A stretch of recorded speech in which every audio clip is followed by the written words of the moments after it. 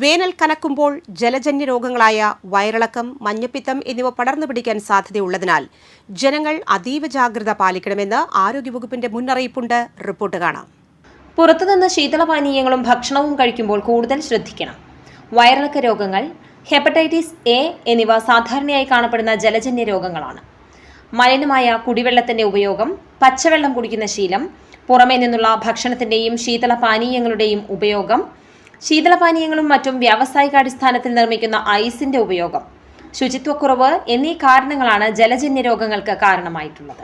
വിവാഹങ്ങൾക്കും മറ്റ് ചടങ്ങുകൾക്കും നൽകുന്ന വെൽക്കം ഡ്രിങ്കുകളും തിളപ്പിച്ച ചൂടുവെള്ളത്തോടൊപ്പം പച്ചവെള്ളം ചേർത്ത് നൽകുന്ന പ്രവണതയും രോഗനിരക്ക് വർദ്ധിക്കാൻ കാരണമാകുന്നു. മഞ്ഞപ്പിത്തം പടർന്നു പിടിക്കാതിരിക്കാൻ വ്യക്തി ശുചിത്വം, ആഹാര ശുചിത്വം, കുടിവെള്ള ശുചിത്വം, പരിസര ശുചിത്വം എന്നിവ ഉറപ്പാക്കാൻ പ്രത്യേകം ജാഗ്രത പുലർത്തണം. കരളിനെ ബാധിക്കുന്ന രോഗമാണ് മഞ്ഞപ്പിത്തം. ശരീരവേദനയോട് കൂടിയ പനി, തലവേദന, ക്ഷീണം, ഓക്കാനം, ഛർദി തുടങ്ങിയവയാണ് പ്രാരംഭ ലക്ഷണങ്ങൾ. പിന്നീട് മൂത്രത്തിലും കണ്ണിനും ശരീരത്തിലും മഞ്ഞ നിറം പ്രത്യക്ഷപ്പെടുന്നു. ഹെപ്പറ്റൈറ്റിസ് എ വൈറസ് ബാധ മലിനമായതോ അല്ലെങ്കിൽ വേണ്ടത്ര ശുദ്ധീകരിക്കാത്തതോ ആയ ജലം, മലിനമായ ആഹാരം, രോഗിയുമായുള്ള സമ്പർക്കം എന്നിവ വഴി വളരെ വേഗം പകരുന്നു.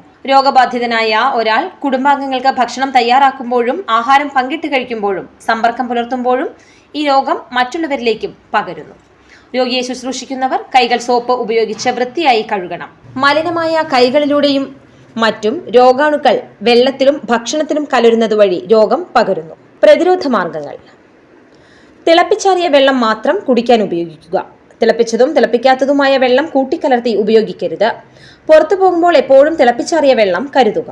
ആഹാരം പാകം ചെയ്യുന്നതിനും വിളമ്പുന്നതിനും കഴിക്കുന്നതിനും മുൻപും ശുചിമുറി ഉപയോഗിച്ച ശേഷവും പുറത്തുപോയി വന്നതിന് ശേഷവും കൈകൾ സോപ്പ് ഉപയോഗിച്ച് നന്നായി കഴുകുക.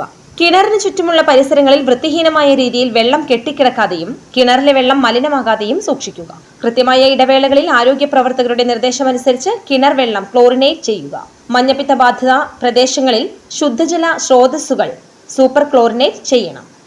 ഇത്തരത്തിൽ അണുവിമുക്തമായ ശുദ്ധമായ വെള്ളം മാത്രം പാകം ചെയ്യാനും പാത്രങ്ങൾ കഴുകുന്നതിനും ഉപയോഗിക്കുക. വൃത്തിഹീനമായ സാഹചര്യത്തിൽ പാചകം ചെയ്ത ആഹാര സാധനങ്ങളും ശീതളപാനീയങ്ങളും പഴകിയതും മലിനമായതുമായ ആഹാരവും കഴിക്കാതിരിക്കുക.